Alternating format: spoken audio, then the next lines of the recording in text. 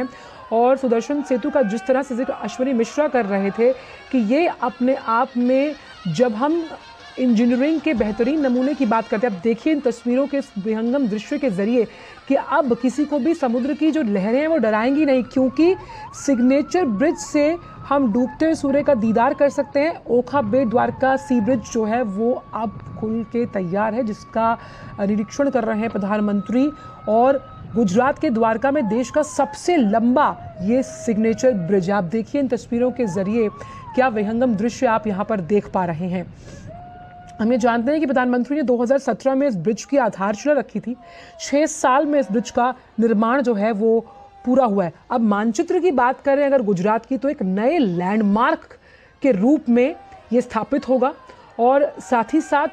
Bridge के खुलने की वजह से अब ओखा से बेट द्वारका द्वीप जाने में जिस आवाजाही को सुगम बनाने की बात की जा रही है, जिसके समय को बचाने की बात की जा रही है, वो अब हो जाएगा। बिल्कुल अश्विनी, क्योंकि आप हमारे साथ मौजूद हैं, हमने आपकी रिपोर्ट भी देखी। जब हम सुदर्शन सेतु की तस्वीरें दिखा रहे हैं अपने दर्शकों को, पर्यटन के लिहाज से, धार्मिक पर्यटन को बढ़ावा देने के लिए ये सिग्नेचर ब्रिज वाकई में गुजरात के मानचित्र पर एक लैंडमार्क साबित होगा आने वाले समय में। निश्चित तौर से, और उसी का लोकार्पण प्रधानमंत्री नरेंद्र मोदी ने किया है। और ये सही मायने में अगर देखें तो एक संकल्प की सिद्धि का प्रमाण है, क्योंकि प्रधानमंत्री नरेंद्र मोदी ने अपने दूरदर्शी सोच के तहत इस सागर की अतल गहराई में सागर को बांधने का जो संकल्प लिया था, सागर को जो मथने का संकल्प लिया था, वो आज पूरा हुआ है। वैज्ञानिक दृष्टिकोण से, इंजीनियरिंग के दृष्टिकोण से लोग ये संभावना, इस बात की बेहद विरली संभावना समझ के चलते थे कि यहाँ पर सागर का प्रवाह इतना ज्यादा है कि यहाँ पर सेतु निर्माण जैसी स्थिति हो ही नहीं सकती। लेकिन अगर आप में अदम्य ऊर्जा, अदम्य साहस और दूरदर्शी दृष्टिकोण है और साथ ही साथ एक वैज्ञानिक सोच है, तो निश्चित तौर से आप किसी भी मुश्किल चीज को कैसे आप साकार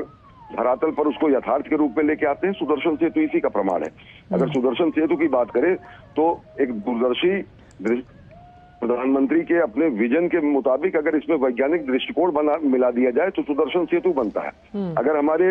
वैभवशाली अतीत पर कहीं ना कहीं वैज्ञानिक समकोण बनता है तो ये सुदर्शन सेतु बनता है। और सुदर्शन सेतु को ही प्रधानमंत्री नरेंद्र मोदी ने इसका लोकार्पण किया है। 2017 में इसकी आधारशिला उन्होंने खुद रखी थी, भूमि पूजन इसके लिए किया था, और ये आज इन्होंने आज ये राष्ट्र को समर्पित किया गया है। सबसे बड़ी बात जो है, अगर देखें तो बड़ी संख्या में सागर में चारों तरफ हजारों की संख्या में नाव में लोग इस समय वहां पर मौजूद हैं, और नाव में बैठे हुए लोग प्रधानमंत्री नरेंद्र मोदी का अभिवादन कर रहे हैं। और साथ ही साथ मैंने यहाँ पर अगर आप देखेंगे तो फ्लोटिंग तरीके से मोदी की गारंटी भी यहाँ पर दिखाई दे रही है। किस तरीके से लोग एक विश्वास लेके चलते हैं कि प्रधानमंत्री नरेंद्र मोदी ने जो पिछले 20 वर्षों से गुजरात की और राष्ट्र की जो अब पिछले 10 वर्षों से सेवा कर रहे हैं, जो पूरा का पूरा ये सेवा और संकल्प का जो ये पूरा का पूरा 2 दशक चला है, वो पूरे गुजरात का भी कायाकल्प करने में सब समर्थ हुआ और साथ ही साथ देश का भी कायाकल्प हो रहा है। सिग्नेचर ब्रिज है ये, और सिग्नेचर ब्रिज की अगर देखें तो सबसे बड़ी खासियत ये है, ये पूरी तरीके से हैंगिंग ब्रिज है। केवल 2 इस पे जो है पावे बनाए गए हैं, और उसके अलावा पूरा एक सिग्नेचर ब्रिज की तरीके से इसको तारों से इसको जोड़कर इसको हैंगिंग तरीके से किया गया है। और नीचे इतना बड़ा स्पेस दिया गया है कि किसी भी तरीके का नौकायन या किसी भी तरीके के बड़े से बड़े जहाज भी यहाँ से गुजर सकते हैं। यहाँ इससे पहले आने का एकमात्र, जो मैं बता रहा था कि एकमात्र रास्ता ही नौकायन के जरिए था। लोग नाव के जरिए यहाँ पर पहुंचते थे और घंटों की यात्रा होती थी द्वारका से बेट द्वारका पहुंचने के लिए। ओखा से बेट द्वारका आने में लोगों को बेहद दुसाध्य यात्रा होती थी, खासकर बुजुर्गों के लिए और ऐसे लोगों के लिए जो जिनकी उम्र ज्यादा है। लेकिन अब बड़े आराम से लोग जो है मिनटों में ये पूरी 2.5 किलोमीटर लंबा ये ब्रिज है, इसको पार करते हुए यहाँ पर बेट द्वारका आ सकेंगे। और सबसे बड़ी बात ये कि ये एक द्वीप जैसा है। द्वीप यहाँ की तकरीबन आबादी केवल 10,000-12,000 के आसपास है। द्वारका एक ऐसा चमकता हुआ चेहरा और शहर है जहाँ पर सारी सुख सुविधाएं हैं। अब जब यहाँ पर पुल के जरिए इस द्वारका और बेट द्वारका को जोड़ दिया जाएगा तो यहाँ पर आधारभूत संरचना का निर्माण, यहाँ पर पर्यटकों का आना जाना, यहाँ पर दर्शन करने के लिए लोगों का आना जाना। क्योंकि हम लगातार अश्विनी धर्म दर्शन की बात कर रहे हैं, हमने आपकी रिपोर्ट के जरिए भी देखा था कि श्री कृष्ण और गीता के श्लोक का जो एक रिश्ता है वो हम सभी जानते हैं, और वो भी यहाँ पर इंकित किए गए हैं। जिस तरह से गीता के श्लोकों में अगर सबसे पूर्ण श्लोक की बात की जाए तो कर्म कर फल की इच्छा मत करो। और ये जिस तरह से सुदर्शन सेतु की हम बात कर रहे हैं, जो अब सबसे बड़ा हम इसको मानकर चल रहे हैं कि पर्यटन रोजगार के लिहाज से तो है ही, वहीं जब हम लोगों को और लोगों की संस्कृतियों को जोड़ने की बात करते हैं, लोगों के आध्यात्मिक ज्ञान को बढ़ाने की बात करते हैं, मान्यताओं के अनुसार भी आज का दिन बेहद अहम है। देखेगी कि उसी सुदर्शन सेतु पर, सुदर्शन जो कि भगवान श्री कृष्ण का अस्त्र होता था जिसको वो धारण करते थे, उसी सुदर्शन सेतु को आज हमने कार्यांजलि के रूप में मां भारती को दिया है। आज पूरी दुनिया देखेगी किस तरीके से सुदर्शन सेतु अगर अभियांत्रिकी का, इंजीनियरिंग का शानदार नमूना है, तो उस पर जो किनारे किनारे जो भगवान श्री कृष्ण का चरित्र लिखा हुआ है, विष्णु सहस्त्रनाम स्तोत्र के श्लोक लिखे हुए हैं, गीता के श्लोक लिखे हुए हैं, वो लोगों को कहीं ना कहीं प्रेरित करेंगे अपने गौरवशाली अतीत से जुड़े रहने के लिए, अपने गौरवशाली अतीत का बोध करने के लिए। और हमारी जो विरासत है, विरासत के साथ साथ विकास का जो मंत्र प्रधानमंत्री नरेंद्र मोदी दुनिया को बताते हैं, दुनिया आज उसी का साक्षात कर रही है। किस तरीके से हम अपने विरासत को संभालते हुए विकास की नई धारा लिख सकते हैं, और साथ ही साथ हम अपने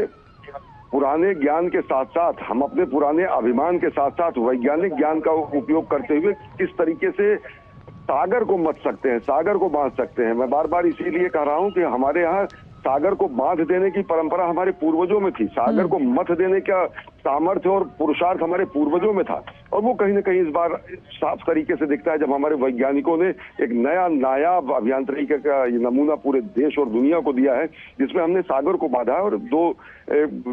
आदम में प्रधानमंत्री को हम देख पा रहे हैं, साथ ही क्योंकि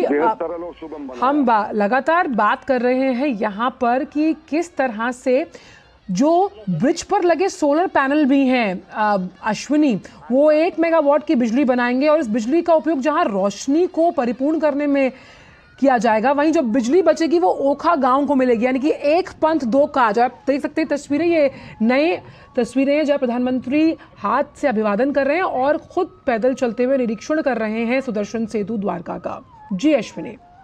जी, और निश्चित तौर से और लोगों का अभिवादन स्वीकार कर रहे हैं, क्योंकि बड़ी संख्या में, हजारों की संख्या में लोग नाव में इस समय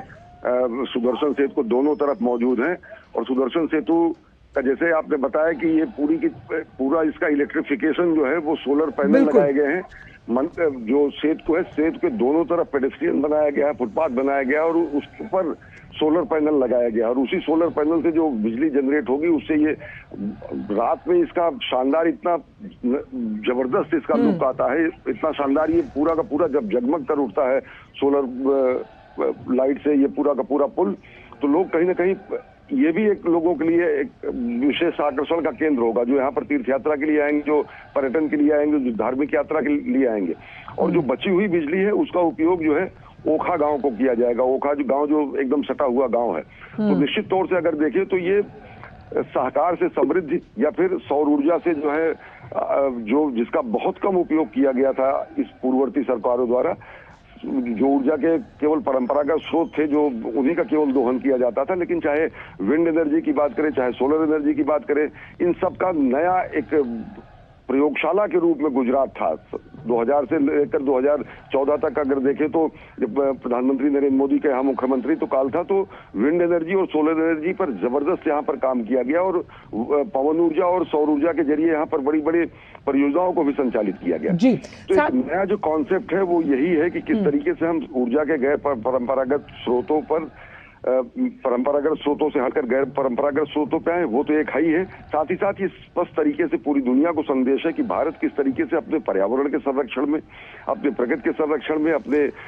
एक चीज हम चाहते हैं कि आप अपने शब्दों में इस बात का वर्णन कीजिए। जब हम भगवान श्री कृष्ण का नाम लेते हैं तो मोरपंख उनका पर्याय है, और इस पंख को भी अगर देखा जाए, शायद हम यहाँ से देख पाएंगे कुछ ही देर में, उसे भी इस ब्रिज के जो पिलर्स हैं उन पर उकेरा गया है, जो काफ़ी दूर से दिखाई देगा। और अब जिन ऊंची समुद्र की लहरों की वजह से फेरी राइड को कैंसिल करना पड़ता था, आप देखिए कि अब वो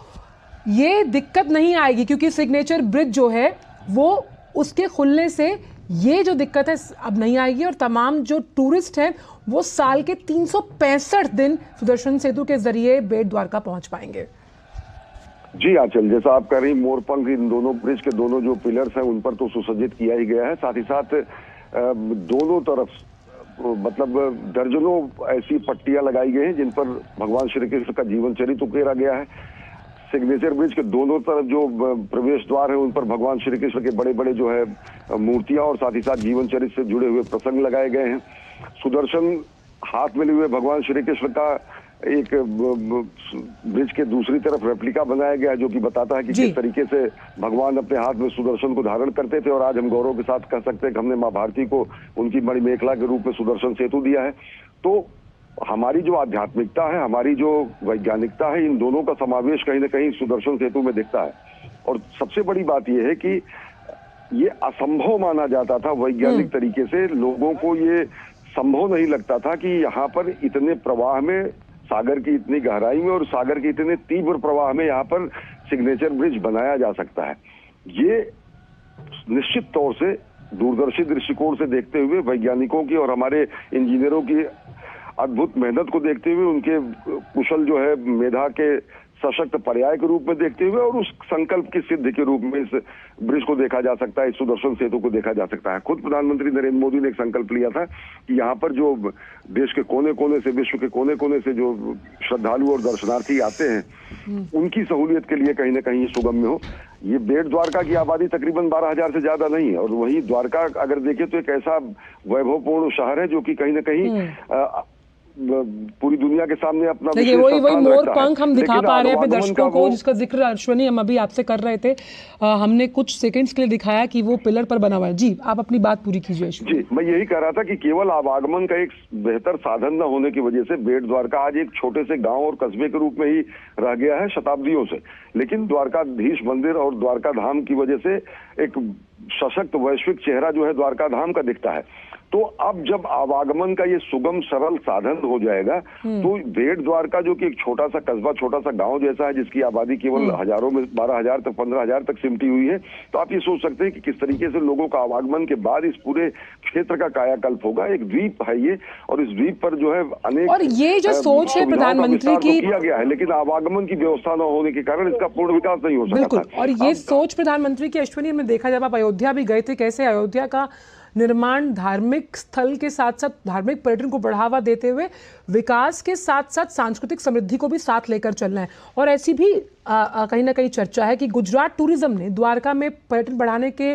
मकसद से जो सबमरीन पनडुब्बी योजना है उसे भी 2024 की अगर हम बात करें इसके आखिर तक शुरू होने की उम्मीद है। तो देखिए कि कितनी अहम दूरदर्शिता है कि पर्यटन को आर्थिक रोजगार से जोड़ते हुए हम एक आर्थिक प्रगति की नई युगांतकारी गाथा लिखेंगे। निश्चित तौर से। और आंचल अगर देखें तो हमारे यहाँ जो धार्मिक पर्यटन का संकल्पना थी वो इसीलिए था कि पूरे देश के अलग अलग हिस्सों से लोग, हमारे धाम है वो देश के चारों कोनों पर हमारे धाम अवस्थित हैं। हमारे धाम, हमारे मंदिर जो है वो मूलतः जितने देवस्थान है वो पहाड़ों में स्थित हैं। पूरा का पूरा एक हमारे मनीषियों ने, हमारे पूर्वजों ने अर्थव्यवस्था को चलाने के लिए एक सोचे समझे तरीके से इन धार्मिक पर्यटन के केंद्रों को स्थापित भी किया था, विकसित भी किया था, और लोगों के आने जाने का संस्कार और परंपरा भी लोगों में सदियों से विद्यमान थी। भेट द्वारका का ही हम कह रहे हैं कि द्वारकाधीश मंदिर, द्वारका चारों धाम करने वाले लोग अगर वहां पहुंचते थे तो भेट द्वारका हर एक श्रद्धालु यहाँ पर आना वो अपना सौभाग्य समझता था और आना अपना कर्तव्य समझता था, अनिवार्य समझता था। तो जिस तरीके से हमारा जो गौरवशाली इतिहास है, जो हमारी पौराणिकता है, जो हमारे धर्म ग्रंथों में बताए गए हमारे जो स्थान है, जिनकी ऐतिहासिकता भी पूरी तरीके से असंदिग्ध है, पूरी तरीके से सत्य साबित होती है, उन स्थानों को नए सिरे से विकसित करने का संकल्प प्रधानमंत्री नरेंद्र मोदी ने लिया है। देश के अलग अलग हिस्सों में, चाहे वो अलग अलग ज्योतिर्लिंगों की बात हो, चाहे वो सोमनाथ की बात हो, चाहे केदारनाथ की बात हो, चाहे वो काशी विश्वनाथ की बात हो, भगवान श्री राम के दिव्य भव्य मंदिर की बात हो, तो ये केवल धार्मिक दृष्टिकोण से ही देखा जाना नहीं है। ये हमारे अस्मिता के, हमारे गौरव के, हमारे इतिहास के, हमारे वजूद के, हमारे अस्तित्व के ऐसे साक्षात कीर्ति स्तंभ हैं जो पूरी दुनिया देखती है। और निश्चित